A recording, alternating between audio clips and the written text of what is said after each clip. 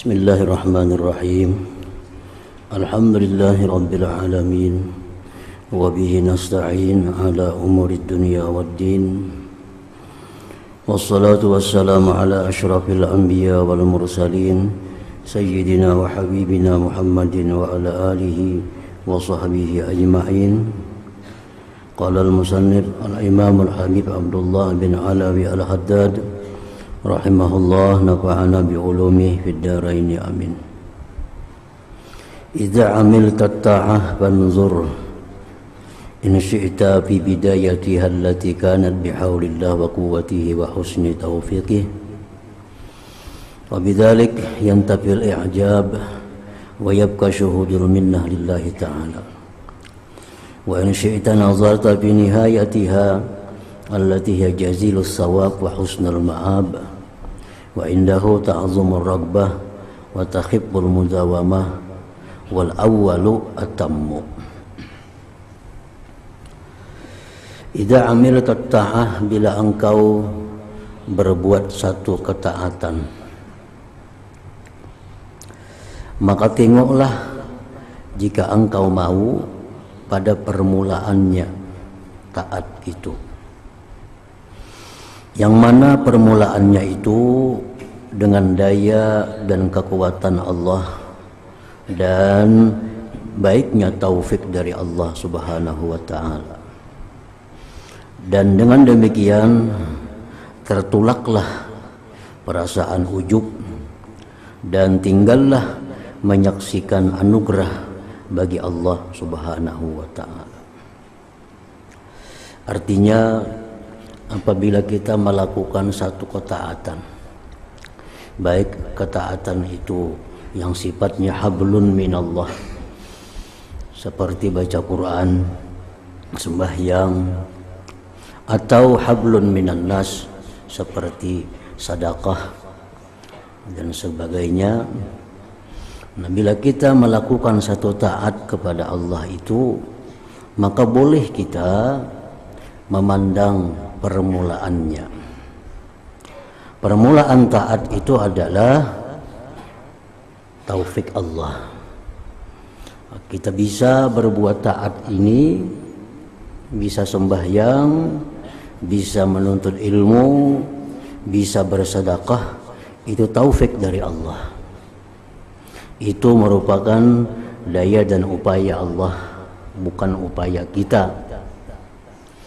Nah, supaya apa kita memandang itu? Supaya tertolak dari sifat ujub.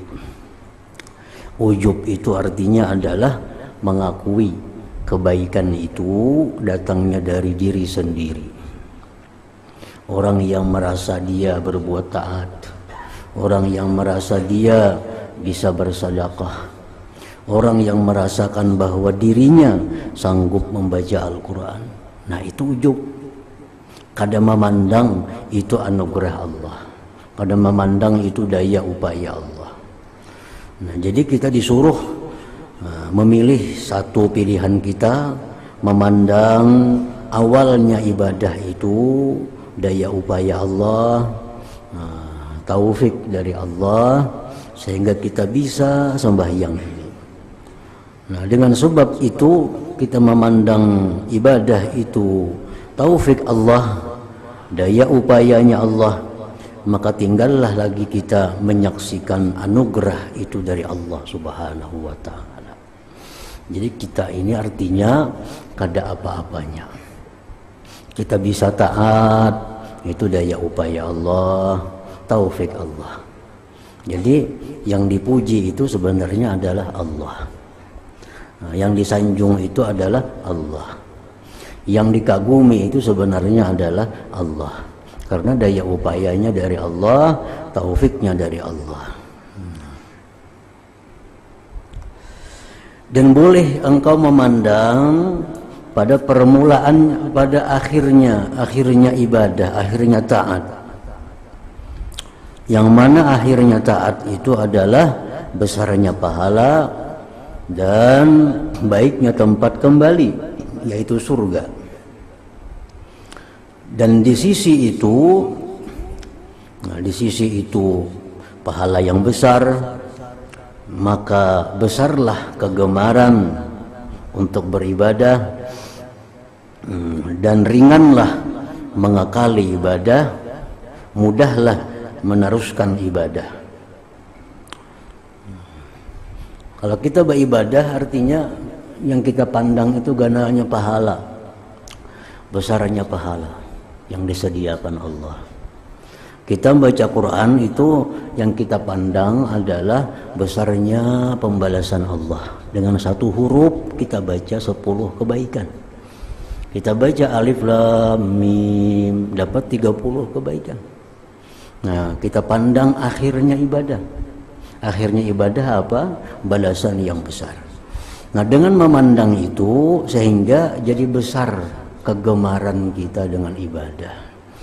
Jadi besar kegemaran kita dan jadi mudah mengakali. Besok mau ulang lagi, besok mau ulang lagi, besoknya mau ulang lagi, karena kita memandang besarnya ganjaran dari Allah. Wal awwal wa atammu, yang pertama itu lebih sempurna. Artinya lebih baik kita memandang yang pertama tadi. Yang pertama apa? Kita beribadah ini yang kita pandang itu permulaannya. Permulaannya adalah daya upaya Allah, taufik daripada Allah Subhanahu wa taala agar kita bisa memandang, menyaksikan anugerah Allah Subhanahu wa taala. Itu lebih baik daripada kita memandang balasan dari Allah Subhanahu wa taala.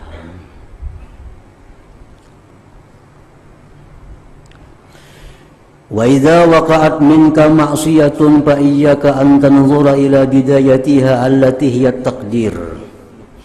Fa yad'uka dzalik ila al-ihtijaj 'ala Allah wa huwa a'zam min al-ma'siyah.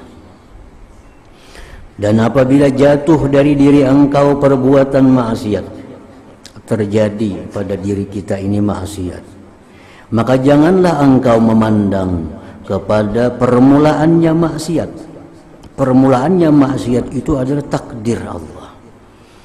Jadi bila kita berbuat maksiat, jangan memandang takdir. Lang kita maksiat, wah ini sudah takdir Allah. Walaupun itu bujur, tapi jangan kita pandang. Pengertian pandang itu lain dengan meniadakan. Sedikit perbedaannya. Bila terselisih itu kita dalam bahaya. Bila kita melakukan satu maksiat, jangan kita memandang takdir. Bukan meniadakan takdir. Bukan meniadakan takdir, tapi jangan dipandang. Jangan dipandang. Ada ya, cuma kadang kita pandang. Amun kita maksiat, ini kada takdir, kafir kita. Tapi kalau kita maksiat, jangan kita pandang takdirnya. Yang kita pandang itu apa? Usaha diri kita. Nah, yang kita pandang itu usaha dari diri kita. Jangan kita pandang asal muasalnya takdir itu. Jangan memandang, jangan menoleh artinya. Jangan menoleh itu, kadang menoleh itu bukan berarti meniadakan. Jadi orang-orang yang gugur biasanya dalam hal syariat itu di situ. Orang sembahyang tapi hendaknya dia jangan menoleh dirinya sembahyang. Bukan meniadakan dirinya sembahyang. Dirinya sembahyang sebagai usaha. Nah, usaha ini dari takdir. Nah, kalau kita sembahyang itu takdir dari Allah. Takdir itu yang kita pandang, sehingga kita kada bangga dengan usaha kita sembahyang itu. Nah, kita kada bangga dengan sedekah atau zakat kita, karena yang kita pandang takdir, bukan kita pandang kasbul abdi, bukan kita pandang usaha hamba. Begitu kita jatuh dalam maksiat, takdir jangan dipandang, yang kita pandang usaha kita. Nah, jangan kada bersembahyangan. Nah, kada bersembahyangan itu artinya meniadakan. Padahal jangan meniadakan, jangan menoleh. Adamul iltifat bahasanya. Adamul iltifat. Nah, begitu kita maksiat, jangan kita menoleh kepada takdir. Tapi yang kita pandang adalah usaha daripada diri kita. Begitu kita melakukan taat, yang kita pandang adalah takdir Allah. Jangan menoleh kepada usaha daripada kita. Nah, itu akan menimbulkan satu pengaruh yang luar biasa. Kalau kita maksiat, yang kita pandang usaha diri kita, lalu kita tobat. Nah, kalau kita maksiat, kita pandang itu takdir Allah, apa tobat? Mentakdir juga. Nah, salah jadinya.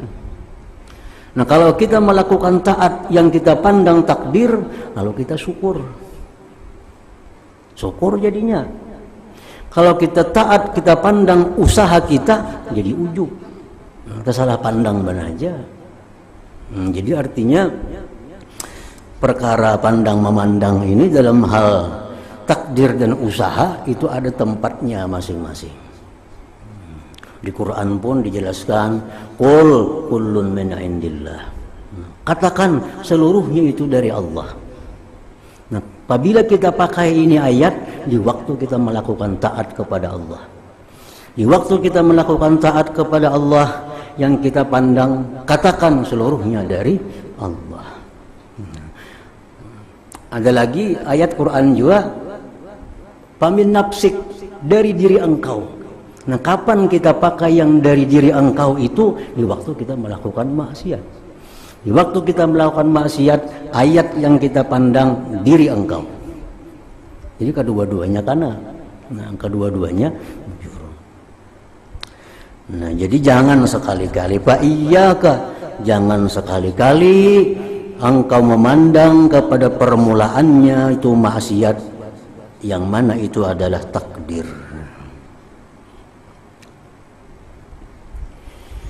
Fayaj'u kadzalik, maka membawa engkau yang demikian itu memandang kepada takdir ilal ihtijaj, kepada berhujjah Allah, atas Allah Ta'ala. Wa huwa a'zamu minal ma'siyat, itu lebih berat dari maksiat itu sendiri. Napa jangan berzina? Maka kada boleh. Ndak tahu yang ngaran takdir. Nah, ini lebih besar dosa daripada zina. Kalau pandangan kita seperti itu. Napa kita minum arak? Nah, itu takdir Tuhan. Nah, ungkapan kita itu takdir Tuhan lebih besar daripada minum arak itu sendiri. Karena di waktu kita minum arak, di waktu zina, jangan sekali-kali memandang itu takdir Allah. Yang kita pandang adalah itu min kasbik, usaha engkau. Usaha engkau. Jadi artinya banyak sesuatu perbuatan yang lebih besar daripada maksiat karena salah dalam hal menyikap. Nah, banyak maksiat itu lebih besar daripada maksiat itu sendiri. Jadi kalau kita dituduh, kenapa yang membuat maksiat? Ya kada kawai, sudah perbuatanku nangka itu. Tuhan nyuruh aku tobat, Tuhan nyuruh aku kembali. Nah, itu mulia. Itu jawaban yang menggugurkan dosa. Kenapa ikan mencuri? Kenapa ikan merampok? Kenapa ikan minum arak? Artinya Tuhan nyuruh aku tobat kepada Allah. Tuhan nyuruh aku kembali kepadanya. Itu maksiat yang kau lakukan adalah supaya aku tobat kepada Allah, supaya aku mengaku bahwa diriku ini hina, diriku ini kada dapat perlindungan dari Allah, sehingga aku jatuh dalam maksiat. Nah, ucapan seperti itu menggugurkan dosa tadi. Menggugurkan dosa. Kenapa itu maksiat? Yang orang takdir kada kawai mau nambahi dosa. Menambahi dosa, bahkan lebih besar dosanya dari maksiat yang dilakukan itu. Wa huwa a'zam minal maksiat, itu lebih besar dari maksiat. Itu jawaban orang yang kada hendak kalah. Jawaban orang yang kada hendak kalah padahal salah. Nah, orang berzina itu nyata-nyata salah sudah. Nah, di Quran disebut wala taqrabuz zina, jangan kau dekati zina, innahu kana fahisyatan wa sa'a sabila. Itu jalan yang paling buruk, jalan yang paling, itu Quran menyatakan bahwa zina itu jangan diparaki, itu jahat. Nah, kita berzina kenapa? Ngaran takdir kada hawanya. Nah, jadi itu salah dalam memandang. Salah dalam memandang. Di hadapan kita ini banyak pandangan. Ada pandangan kita hijau, ada di hadapan kita ini putih, ada di hadapan kita ini kuning. Nah di waktu kita keadaan ini, yang mana yang mesti kita pandang? Hijau mestinya. Dalam keadaan kita ini yang kita pandang mestinya adalah kuning. Jangan salah dalam hal memandang. Karena salah memandang, salah menyikapinya. Kalau kita beranggapan kenapa maksiat, jangan takdir, kada mau tobat kita. Kada mau tobat, ya takdir juga. Apa tobat? Mengarang ditentukan Tuhan sudah jadi maksiat. Nah, ini jadinya mahujah lawan Allah. Wa huwa a'zamu minal ma'siyat. Itu lebih besar daripada maksiat. Walakin yang bagi an tanzura fi nihayatiha, tetapi bahwa semestinya engkau memandang pada kesudahan itu maksiat, allati hiya alimul liqab, itu merupakan siksa yang pedih. Wa indahu, di sisi itu alimul liqab, tubadiru ila taubah, engkau bersegera kepada tobat. Wa ta'zumur ragbah rahbatu, dan besarlah takut engkau kepada Allah subhanahu wa ta'ala. Jadi begitu kita maksiat, yang kita pandang besarnya ancaman Allah kepadaku, besarnya siksa kepadaku karena melanggar hukum Allah. Nah, mau tuh tobat kita, jangan memandang kepada takdir. Jadi harus jelas artinya. Di waktu kita berbuat yang terpuji, nah berbuat yang baik, ingatkan itu takdir Allah supaya jangan sombong. Di waktu kita maksiat, ingatkan bahwa itu adalah kebodohanku, itu adalah kejahatanku, supaya kita ada usaha untuk memperbaiki diri, untuk tobat kepada Allah subhanahu wa ta'ala.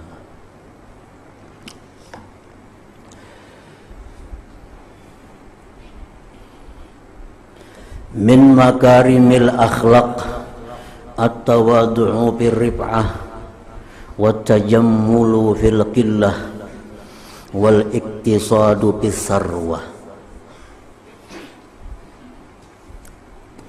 Termasuk akhlak yang baik, termasuk kemuliaan akhlak, at-tawadu'u bir-rif'ah, bersikap tawadu pada ketinggian.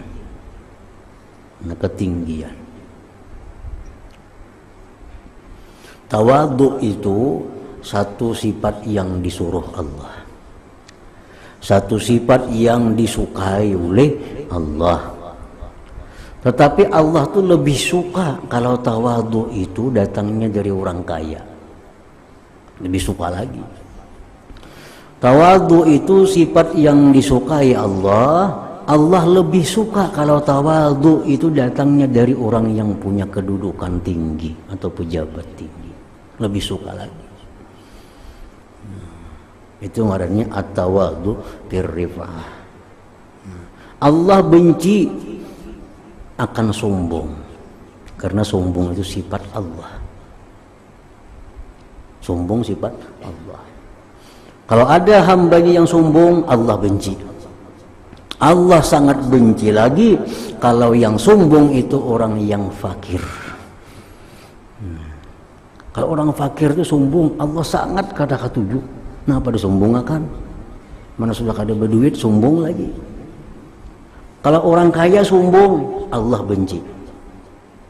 Tapi kalau orang fakir sombong, sangat benci Allah, sangat benci.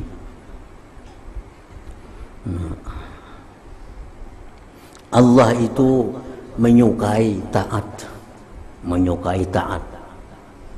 Dan Allah lebih suka kalau yang taat kepada Allah itu pemuda.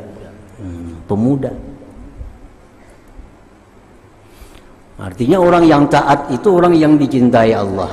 Tapi kalau yang taat ini orangnya pemuda, Allah lebih suka lagi. Karena orang muda ini, kan ada pemuda ngarannya Anum, samuan kekuatan-kekuatan ada pada dirinya. Nah, orang yang Anum ini taat kepada Allah tuh luar biasa. Kalau orang tua taat tuh wajar aja, pragmati. Sudah tua, orang kau apa-apa lagi. Mau kada taat, kenapa lagi diulah? Nah, jadi Allah tuh kalau orang taat, Tuhan Anum suka. Selebih suka lagi kalau yang taat kepada Allah ini adalah pemuda. Bahkan dapat jaminan oleh Allah, pemuda yang taat itu dapat naungan di hari kiamat, di hari yang tidak ada naungan selain naungan Allah Subhanahu wa taala. Nah, Allah itu benci kepada maksiat. Tiap maksiat itu dibenci Allah. Tapi Allah sangat benci lagi kalau yang maksiat itu orang tua. Orang tua. Kalau orang anom maksiat Allah benci. Cuma kada sebenci orang tua kalau maksiat kepada Allah. Orang tua mestinya kan sadar diri, sudah tua, lawas sudah hidup, mestinya taat kepada Allah. Mestinya kembali kepada Allah. Kalau ada orang tua yang maksiat, Allah sangat benci kepada orang tua yang maksiat kepada Allah itu. Nah, at-tawadhu' fir rif'ah. Tawadhu dalam ketinggian kedudukan seseorang. Wa tajammul fil qillah. Elok dalam keadaan susah. Tajammul pada waktu susah. Itu termasuk akhlak yang mulia yang disukai oleh Allah. Elok dalam susah. Orang ini sebenarnya susah, kada berduit kadanya, cuma ilok, bajunya rapi, selawarnya rapi, rambutnya semuaan rapi, bagus, sehingga kada kelihatan pada orang. Sebenarnya orang ini susah, orang ini sebenarnya miskin tuh kada kelihatan, karena penampilannya bagus, penampilannya rapi. Allah suka dengan demikian itu. Dia menutupi kefakiran dirinya. Dia menutupi kemiskinan dirinya dengan cara penampilan yang bersih dan penampilan yang rapi.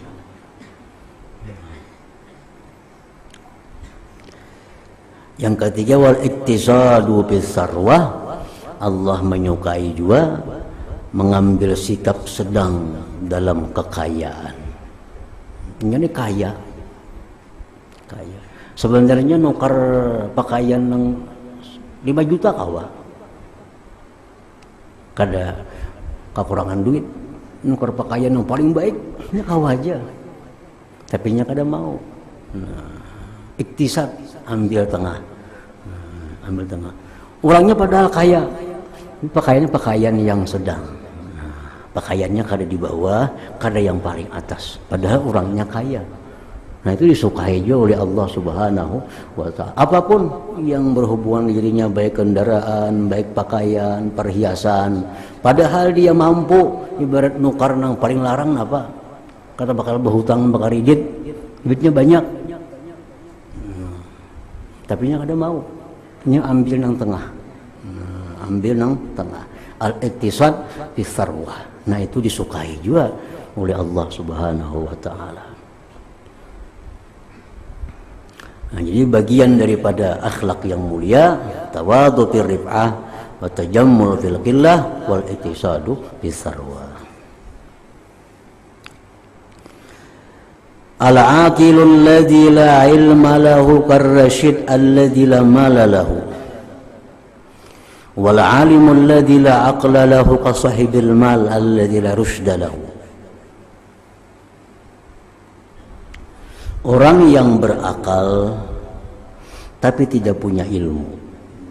Orangnya berakal tapi kada punya ilmu. Kada punya ilmu. Itu seperti orang yang pandai yang tidak punya harta baginya. Yang tidak punya harta. Orang yang alim yang tidak ada akal baginya. Orang alim cuma sudah kada lagi akalnya, sudah lali umpamanya, sudah ke Tuhan. Orangnya alim cuma kada lagi akalnya. Itu kasahibil mal, seperti orang yang punya harta, alladzi la rusyda lahu, yang tidak ada kepandaian baginya.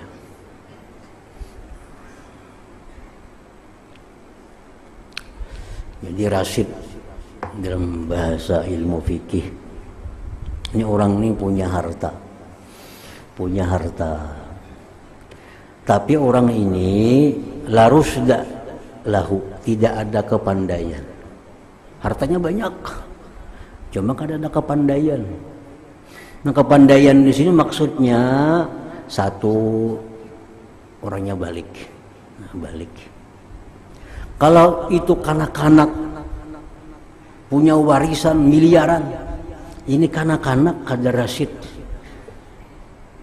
artinya kada pandai, sehingga walaupun dia kaya, dia kada boleh mempergunakan hartanya, harus melalui seseorang wali dari kanak-kanak itu. Yang orang umur 5 tahun misal meninggal kuitannya berharta 5-6 miliar, kaya, tapi si kanak-kanak ini kada rasid.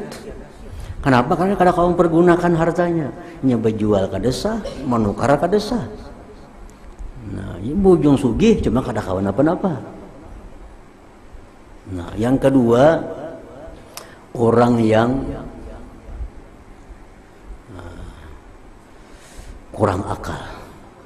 Kurang akal. Gila umpamanya. Orang ini gila. Mati abahnya bertinggal harta 5-6 miliar. Sugih si gila nih. Cuma orang gila ini kada kau apa-apa dengan hartanya, membelanjakan kada boleh, menukari hartanya kada boleh. Harus melalui walinya. Nah, ini orang gila ngarannya kada rasid, kada pandai. Yang ketiga lagi, orang yang banyak hutang. Nah, orang banyak hutang. Orang ini banyak hutang di mana-mana, sehingga hartanya yang ada itu kalaupun dibayarkannya ke hutang kada cukup. Nah, ini orang sudah kada boleh lagi menggunakan hartanya.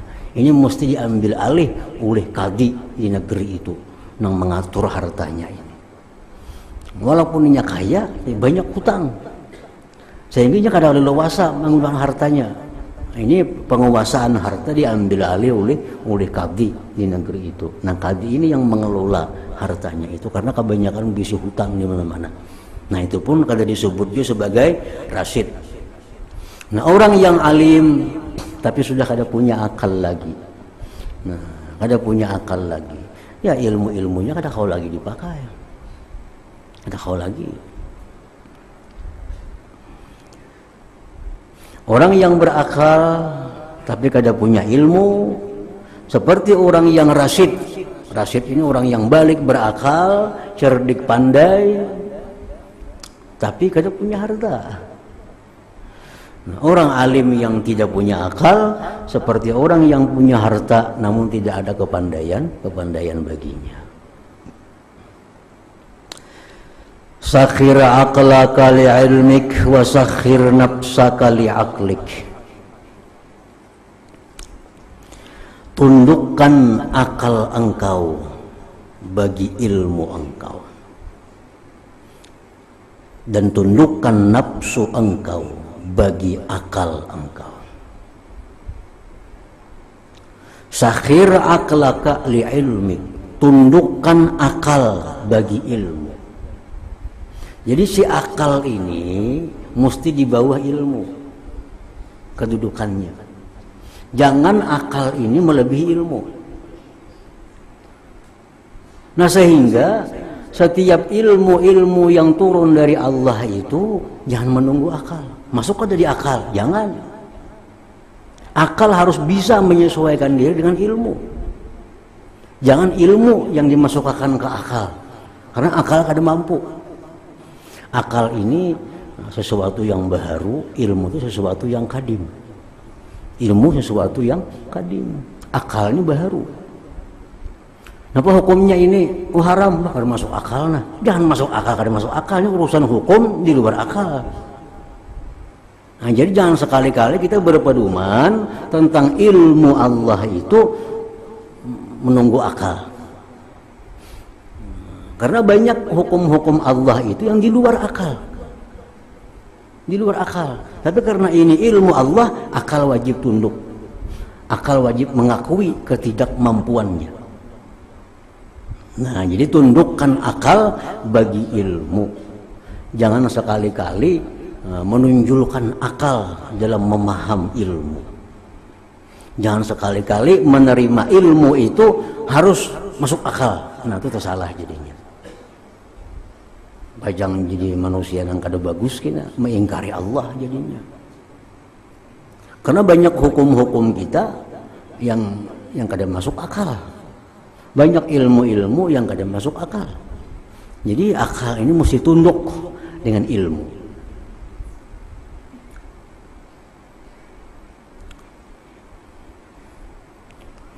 Banyak contohnya. Misalnya orang nikah.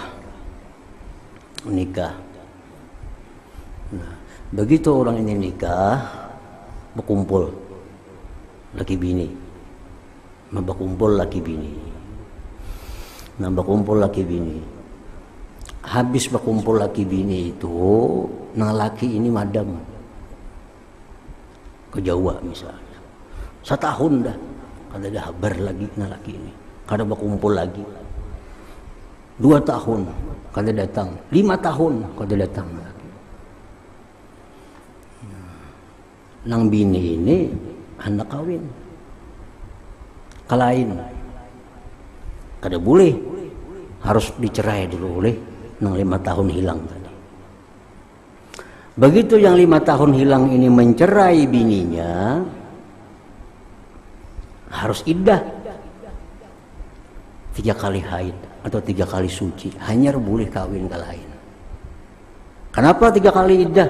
Untuk memastikan kekusungan rahimnya, itu alasan antara lain. Padahal 5 tahun itu nyata kusung udah rahimnya nih, karena berkumpul lagi. Berkumpulnya cuma sekali, hilang 5 tahun lagi. Kan pasti kusung dah rahim itu 5 tahun gak ada betianan juga. Jadi begitu diceraikan oleh lakinya itu, hendak kawin ke lain, mesti iddah 3 bulan. Kada boleh langsung kawin. Nah, masuklah akal di situ. Kan masuk akal, karena rahimnya pasti kusung 5 tahun kalau dia apa-apai. Tapi ini ilmu, ini hukum Allah demikian, mesti iddah. Nah, jadi amun kita maka masuk akal, idahnya 5 tahun dah ada berkumpul. Nah, itu yang menggunakan akal. Padahal ilmu mesti di atas akal. Nah, mesti dimasuk, mesti di bawah akal ilmu. Jadi kita wajib tunduk kepada ilmu, wajib tunduk kepada ilmu.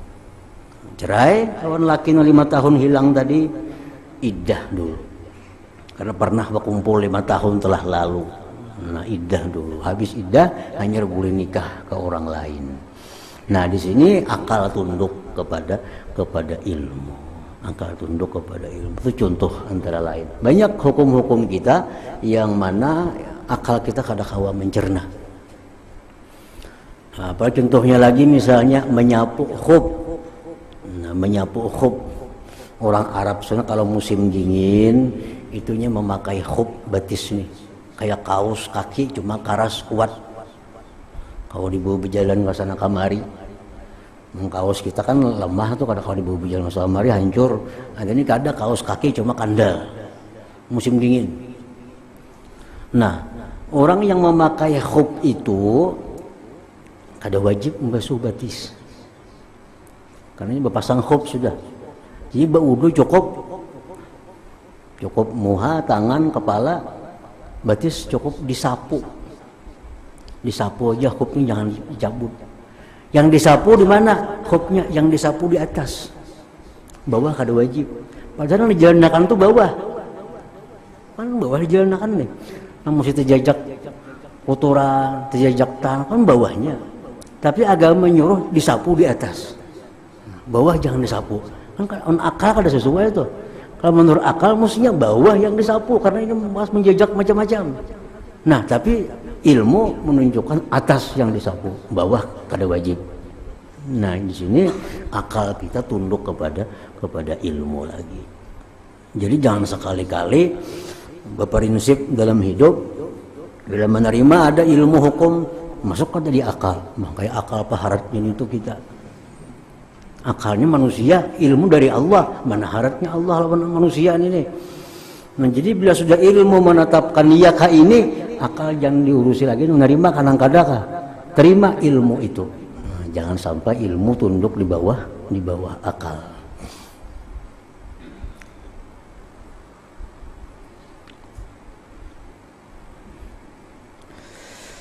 Nah, sakhir aqlaka li ilmik, tundukkan akal engkau bagi ilmu engkau.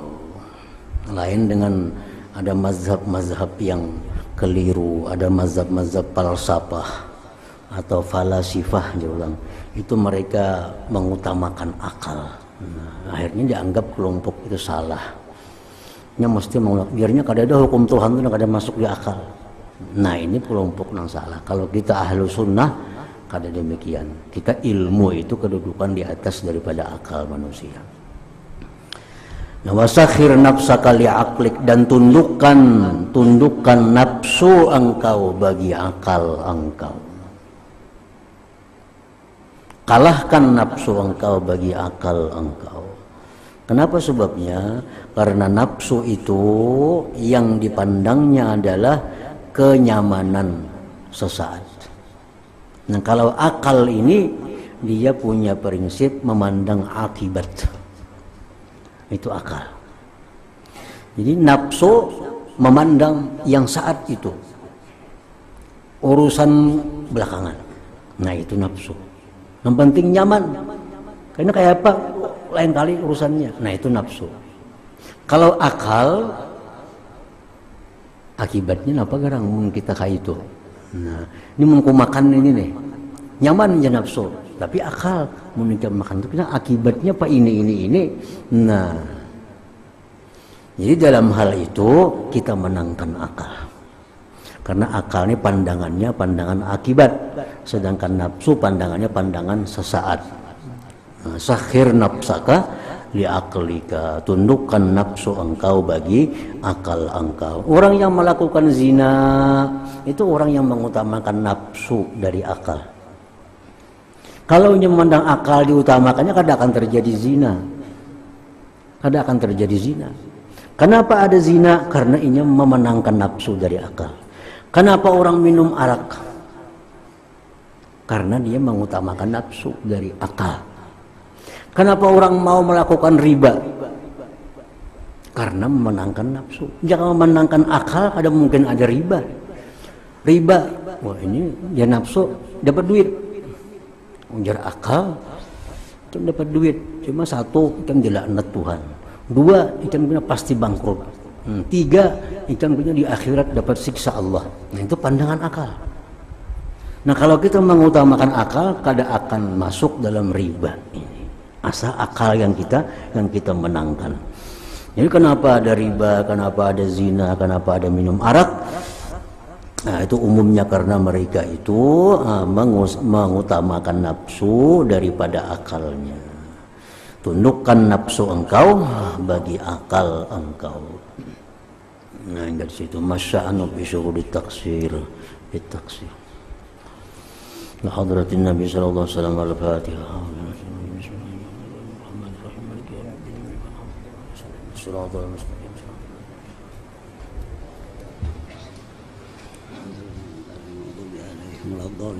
Bismillahirrahmanirrahim. Alhamdulillahi rabbil alamin wassalatu wassalamu ala asyrafil anbiya'i wal mursalin wa ala alihi washabihi ajmain. Allahumma inna nas'aluka ridhaka wal jannah wa na'udzu bika min Allahumma innaka 'afuwwun karim tuhibbul 'afwa fa'fu 'anna anu walidina wa li jami'il muslimin bi rahmatika ya arhamar rahimin. Sallallahu ala sayyidina Muhammadin wa sahbihi wasallam. Alhamdulillahi rabbil alamin.